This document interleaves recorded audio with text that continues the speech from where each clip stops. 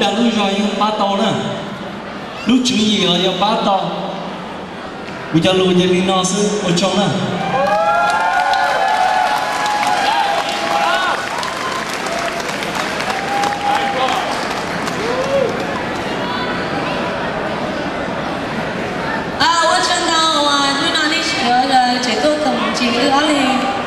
nên nó cũng biết hôn máy rồi chứ không cũng nhà hôn đi đấy của chị cha của ninh rong mùa đó nè đã sĩ thì chị của pha mùa sông nếu nó cũng sông xét thì cái ở bên trời tôi còn của nhà thế của chị đó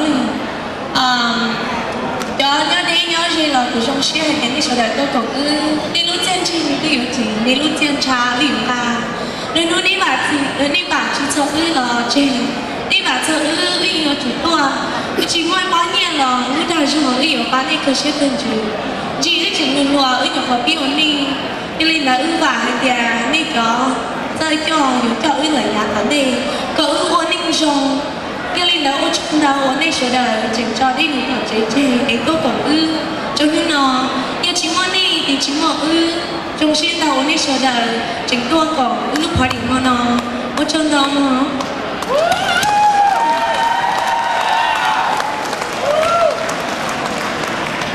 This next song is a special song. Một trong những người gì? One. Long time ago the day. First dance of the night. Now. Thank you.